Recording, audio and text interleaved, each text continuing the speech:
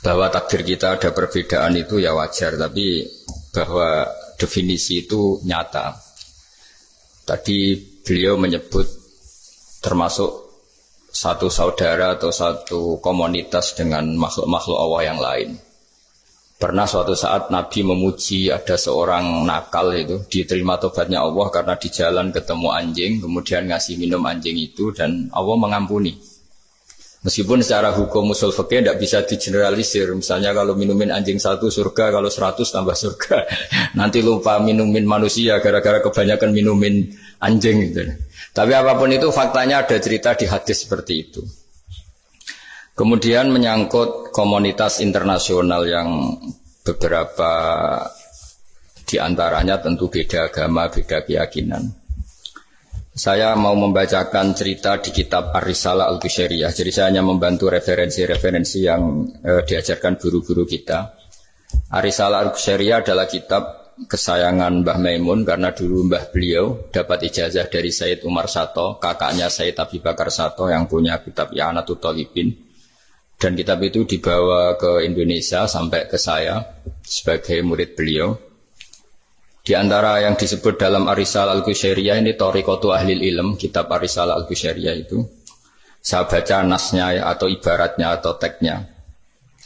Sami'tu ba'dal ulama yaqulu istadhafa majusiyun Ibrahim al-Khalil alaihi salam faqala bisyarti antuslima.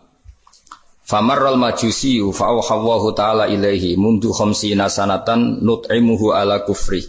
Falau nawal tahu lukmatan min ghairi antu talibahu bitahyiri dini. Famado Ibrahim alaihissalam ala athari hatta adrakahu wa atadharu ilaihi fasalahu anis sabab fadhakara lahu dzalik fa aslamal majusiyu. Jadi suatu saat Nabi Ibrahim itu kan terkenal Abu Duyuf, orang yang mesti menservis tamu-tamu itu. Kita tahu dulu itu tidak ada warung, tidak ada hotel, tidak ada, ya pokoknya tidak ada mall, sehingga kalau orang pergi itu kelaparan betul itu. Buat orang kaya pun kelaparan karena melewati padang pasir itu. Kalau sekarang kan orang mau sowan kiai makan dulu. Karena takutnya di rumah kiai kan makan sungkan. Jadi makan dulu nanti di kiainya tinggal pura-pura makan. Kalau dulu memang makan nih tamu itu wajib betul. Kalau enggak ya kelaparan betul tamu. Sehingga cerita suatu saat di antara tamu itu berakidah, berfaham majusi. Atau beragama majusi lah gampangannya itu. Terus Nabi Ibrahim nggak mau, saya mau ngasih makan syaratnya Anda harus Islam. Akhirnya orang ini putus asa kemudian meninggalkan Nabi Ibrahim. Saat orang itu meninggalkan Nabi Ibrahim, Allah memberi wahyu ke Nabi Ibrahim. Orang itu umurnya 50 tahun dan dia hidup karena tak kasih makan. Terus kata Allah, mundu khamsina sanatan nut'imuhu ala kufri. Saya yang Tuhan saja ngasih makan dia 50 tahun tanpa syarat dia harus Islam. Kamu baru dimintai makan sehari mensyaratkan Islam. Walhasil terus Nabi Ibrahim ngejar orang majusi itu terus monggo-monggo makan di rumah saya. Singkat cerita terus orang majusi itu tanya kenapa Anda berubah pikiran. Terus Nabi Ibrahim cerita bahwa beliau ditegur Allah kemudian harus melakukan itu. Jadi cerita-cerita seperti itu banyak. Dulu kita dengar para kiai sering cerita ketika seorang Yahudi rumahnya diusir Amr bin As untuk pembangunan masjid. Ketika lapor ke Sayyidina Umar, masjid itu yang mengambil tanahnya orang Yahudi harus dikembalikan ke orang Yahudi. Dulu guru-guru kita juga sering cerita Sayyidina Ali itu pedangnya dicuri sama orang Yahudi. Ketika ketemu di pasar atau di jalan, kemudian Sayyidina Ali yakin itu pedangnya, dilaporkan ke Qadhi Syureh. Setelah itu Sayyidina Ali diminta buktinya apa, saksinya siapa kalau itu pedang Anda. Saksinya Hasan dan Husain. Tapi kata hakim, Sayyid Hasan Husain itu keluarga Anda, tidak sah jadi saksi. Zaman itu Sayyidina Ali masih berargumentasi, waqad qala Rasulullah sallallahu alaihi wasallam Hasanun wa Husainun sayyida syababi ahli jannah. Tapi kata Imam Sureh tetap standar saksi itu tidak boleh dari keluarga. Singkat cerita, qadhinya itu pakai standar hukum usul fikih, al-qaulu qaulu sahibil yad. Yang dibenarkan adalah yang sekarang megang barang itu. Ketika nggak ada saksi, al-musaddaq yang dibenarkan al-qaulu qaulu sahibil yad. Yang dibenarkan ya yang megang barang itu. Singkat cerita dimenangkan oleh orang Yahudi tadi. Setelah dimenangkan, Sayyidina Ali agak kecewa. Masa seorang Amirul Mukminin sidang di pengadilan negeri kalah. Tapi orang Yahudi tadi akhirnya insaf, sadar sampai masuk Islam, sampai beliau ngendikan bihada taqumus sama wal ard, karena ini langit dan bumi berdiri karena keadilan itu. Jadi ini cerita-cerita referensi yang bisa menolong teman-teman siapapun berkomunitas internasional. Karena pikiran saya sederhana ya, al ilmu yurisul ahwal, ilmu itu melahirkan sikap. Jadi kalau kita punya referensi yang cukup tentang toleransi, insya Allah kita hidup di mana saja punya toleransi, karena toleransi itu juga ajaran agama. Di antara yang diceritakan para guru-guru kita adalah ketika Nabi mau dibunuh oleh orang namanya Daksur atau Duksur, siapa nggak tahu KTP-nya saya. Kiai-kiai kalau baca Daksur. Ketika beliau sedang santai di satu tempat, tahu-tahu ada orang yang mengambil pedangnya, kemudian bilang, "Mayyamna'uka minni ya Muhammad. Sekarang Anda sama saya berdua, siapa yang bisa menghalangi kamu?" Nabi dengan rileks menghentikan Allah. Kemudian si Daksur ini gemetar, pedang jatuh. Kemudian diambil Nabi. Sekarang ya Daksur, mayyamna'uka minni, yang bisa menghalangi kamu siapa? Orang itu bilang, la ahada, tidak siapapun. Nabi dengan gampangnya fa'afa'anhu, Nabi memaafkan. Padahal ini jenis harbi, jenis orang yang jelas punya niat bunuh. Terus artinya kita-kita yang ngaji di pesantren, saya ngaji di Mbah Maimun, punya Bapak Kiai Nur Salim, semuanya ngajarkan bahwa di mana-mana perang kekerasan itu ya karena kita diperangin. Udina lilladzina yuqatalun, karena kita diperangi kita boleh perang. Qatilul ladzina yuqatilunakum. Jadi yang boleh kita perangi ya zaman kayak kita dulu dijajah Belanda, dijajah Jepang zaman itu. Ketika sudah tidak ada penjajahan, ya alasan itu sudah hilang karena mereka tidak merangi kita. Jadi apa ya, perang ya ada konteks rasionalitasnya, damai juga ada konteks rasionalitasnya. Tapi karena kita punya tradisi referensi, teman-teman yang di Jerman tak bantu, tadi ada kitab Arisal Al-Qusairia, terus ada beberapa cerita-cerita tadi kayak Daksur. Kalau ayatnya jelas ya, jelas. Qatilul ladzina yuqatilunakum wa in janahu lisalmi fajnah laha wa tawakkal 'ala Allah. Bahkan seperti yang diceritakan Profesor Quraisy tadi, yang sedang kita benci pun bisa saja suatu saat teman. Dalam surat Mumtahanah itu atau Mumtahinah ada ayat asawwau ayyaj'ala bainakum wa bainal ladzina atitum minhum mawaddah. Bisa saja orang yang sekarang kamu benci suatu saat kamu cintai. Wallahu qadir, itu Allah Maha Kuasa. Dan tadi saya menambahkan yang dikatakan Profesor Quraisy tentang belajar. Dulu Nabi itu enggak puasa Asyura. Tapi ketika datang ke Medina, orang-orang Yahudi itu puasa Asyura. Coba tanyakan ke mereka, kenapa puasa tanggal 10? Terus mereka menjawab, Yaumun najawwahu fi Musa, itu hari yang Allah menyelamatkan Nabi Musa. Terus fa'amara bisyami, kemudian Nabi menyuruh sahabat puasa. Artinya dulu itu segampang itu hidup, itu sesuatu yang baik, apa, ya sudah. Ya sudah ditiru. Meskipun kita tahu Nabi itu tentu mustaqil bil istihad. Nabi itu orang yang mandiri. Tapi memberi percontohan kita betapa gampangnya kita seperti itu. Dulu ada seorang Yahudiyah meminta sama Sayyidah Aisyah dan dikasih. Ketika dikasih, dia mendoakan semoga kamu Aisyah selamat dari siksa kubur. Zaman itu Sayyidah Aisyah itu belum tahu tentang siksa kubur, sehingga beliau engkar, nggak percaya. Tapi setelah Rasulullah datang dan diceritanin Nabi, oh iya siksa kubur itu ada. Dan semenjak itu Nabi selalu isti'adah, minta perlindungan dari siksa kubur. Jadi dulu di komunitas-komunitas beda agama, sesuatu yang benar ya dibenarkan. Makanya kaidah umum dalam interaksi antar agama itu la tusaddiquhum wa la tukadzibuhum, ya kamu jangan bilang iya, jangan-jangan enggak, ya jangan bilang tidak, jangan-jangan iya. Jadi aturan ilmunya jelas la tusaddiquhum wa la tukadzibuhum. Ya artinya sesuai referensi ilmu lah kira-kira begitu. Terus yang terakhir, ini saya mohon maaf sama komunitas di Jerman karena saya ini pura-puranya aja sibuk. Karena saya kira ini seberapa jam lagi saya ngajar ini. Nanti kalau saya tidak ngajar di sini yang ngundang agak-agak dosa. Jadi supaya sama-sama tidak dosa, ini saya ya nuruti jenengan, tapi ya karena saya ngajar ini juga yang datang orang macam-macam. Ada yang Kalimantan, Sumatera mau ngaji di sini. Ini seberapa jam lagi saya ngaji Sahih Muslim.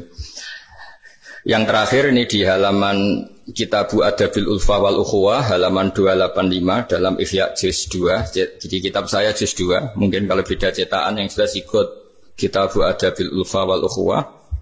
Di sini diterangkan oleh Imam Ghazali dengan beberapa riwayat yang disebut al-jiranu salasatun. Bertetangga itu ada 3. Jarun lahu hakun wahid, ada tetangga yang punya hanya satu hak. Wajarun lahu haqqani wajarun lahu salah satu hukukin. Terus beliau cerita yang punya 3 hak itu ya tetangga, ya seagama, ya masih ada hubungan kerabat. Yang punya 2 hak ya tetangga, ya seagama. Terus wa amal ladzi lahu haqqun wahid fal jarul musyrik. Yang punya hak satu itu tetangga yang beda agama. Jadi intinya tetap dikasih hak meskipun beda agama. Sampai diantaranya disebutkan juga di halaman 287. Imam Ghazali ngendikan beliau berfatwa dan beliau bercerita. Rawahu Umar bin Syu'aib an Nabi an Jaddih anin Nabi. Qala Mujahid kuntu inda Abdullah bin Umar wa ghulamun lahu yaslahu syatan faqala ya ghulam idza salakhta fabda bijarinal Yahudi. Abdullah bin Umar itu sedang memasak kambing atau itu pembantunya ini sedang nguliti kambing. Itu pesannya Abdullah bin Umar, ya ghulam idza salahta fabda bijarinal Yahudi. Nanti jangan lupa tetangga kita yang Yahudi. Ini di Ihya halaman 287. Hanya cerita kebaikan. Jadi cerita-cerita perang itu ya karena kita diperangin, tapi ya kalau kita dibaikin ya baik, itu ajaran Islam. Hatta qala dzalika miraron. Faqala lahu lima taqulu hadza. Ini pembantunya juga enggak langsung menerima. Kenapa saking enggak mau nerimanya diulang-ulang lagi oleh Abdullah bin Umar. Faqala inna Rasulullah sallallahu alaihi wasallam lam yazal yusina bil jar hatta khashina annahu sayuwarrithu. Kenapa engkau melakukan itu ya Abdullah bin Umar? Terus beliau menjawab, Rasulullah itu selalu berpesan untuk berbuat baik sama tetangga. Tadi kita tahu kalau tetangga punya 3 hak, berarti seagama, ada hubungan kerabat, hakul jar, berarti 3. Ada yang seagama dan tidak punya hubungan kerabat, berarti punya 2 hak, yaitu satu agama dan kerabat. Ada yang punya 1 hak saja, ya tidak keluarga, tidak seagama, tapi karena tetangga itu juga tetap punya hak. Dan itu pun masuk kategori lam yazal yusina biljar, termasuk orang-orang yang harus kita baikin. Ya kalau di Qurannya kayak tadi ya, qatilul ladzina yuqatilunakum, boleh merangi ya yang merangi kita. Udzina lil ladzina yuqatalun, diberi hak merangi ya sama yang merangi kita, bukan yang tidak merangi kita. Terus waqala Hisham Kanal Hasanul la yara ba'san antut imal jarul Yahudiyya wan Nasraniyya min udkhiyatik. Bahkan sebagian ulama di sini disebut Hasan Basri berpendapat kalau berkorban, kalau punya tetangga Yahudi yang butuh enggak apa-apa dikasih dagingnya. Ini di halaman Ihya 287 juz 2. Jadi dari cerita-cerita itu dan referensi-referensi itu teman-teman di Jerman tidak usah khawatir lah kalau kiai-kiai kayak kita itu berfatwa enggak boleh berkomunitas internasional nanti takut begini ndak lah. Kita bacanya ya sama seperti yang dibaca Profesor Kures, sama yang dibaca guru-guru kita. Jadi itu kalau boleh dikatakan sumbangan saya lah, bahwa di kita di pesantren itu ajaran-ajarannya juga seperti itu. Dan tadi beberapa kita saya sebutkan halamannya supaya bisa dicari, supaya tidak kelihatan hoax, juga tidak bikinan saya gitu, supaya jelas itu. Dan saya mohon maaf karena nggak bisa ngikuti sampai selesai, tapi saya ngapresiasi, semoga jadi syawal yang baik. Minal aidin wal faizin. Minal aidin artinya kita kembali menjadi ahli surga. Saya termasuk yang sependapat dengan kitab yang saya baca. Dulu kita ini ahli surga karena Nabi Adam lahirnya di surga dan diciptakan di surga. Karena satu kesalahan beliau harus kembali ke bumi. Dan setelah puasa itu selesai dan diterima, kita kembali ke ahli surga lagi. Maksud minal aidin, kita kembali lagi berstatus sebagai ahli apa? Surga. Dan itu dimulai dari saling memaafkan. Karena yang menghalangi masuk surga itu hak adami. Manusia itu kan paling pikir untuk memaafkan orang lain. Padahal kalau hak adami belum selesai, itu Allah tidak mau memaafkan. Makanya syaratnya masuk surga harus kita saling memaafkan. Dengan cara seperti itu insya Allah kita minal aidin wal faizin. Jadi mohon maaf, sekali lagi mohon maaf karena saya tidak bisa ngikuti sampai selesai karena saya harus ngaji, karena bukan papa ya, memang harus. Andikan sunat itu mungkin saya tinggalkan. Mohon maaf sekali. Wassalamualaikum warahmatullahi wabarakatuh. Waalaikumsalam. Terima kasih sekali. Kalau misalnya untuk satu pertanyaan, mungkin masih bisa Bapak atau Prof. sama-sama harus tinggal 2 menit. Namun ini Gus, Banyak yang nunggu, nanti saya yang dimarahi, ini saya juga menunaikan kewajiban. Ada satu pertanyaan dari pertanyaan saya tunggu. Terima kasih Prof. Ini saya tanyakan langsung Prof. Saya pernah mendengar panjenengan menyampaikan tentang konsep kedamaian aktif dan pasif. Mungkin bisa dijelaskan Prof mengenai hal tersebut, khususnya dalam rangka mempersatukan hati tadi Prof. Baik. Jadi begini. Saya beri contoh. Damai pasif itu Anda tidak ganggu orang. Damai aktif itu Anda memberikan sesuatu yang positif pada orang. Kalau kita berada di bus, duduk tanpa menyapa yang di samping kita,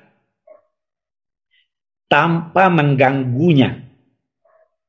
Kita duduk dengan baik sambil membaca atau merenung, itu terjadi kedamaian, tapi itu damai pasif. Ada yang aktif adalah Anda memberi dia, ini koran Mas mau baca, ini permen Mas, ajak dia ngobrol dan sebagainya, itu damai aktif. Nah, di Al-Quran itu dua-duanya ada itu. Ya, idza khatabahumul jahiluna qalu salama. Kalau mereka itu disapa oleh orang-orang jahil, mereka tinggalkan. Salama, saya berikan kedamaian, damaian pasif. Nah, ya karena itu pesannya, kalau tidak bisa memberi, jangan ambil haknya orang. Kalau tidak bisa memuji, jangan cela dia. Kalau tidak bisa membantu, jangan jerumuskan dia. Itu damai pasif dan aktif. Terima kasih.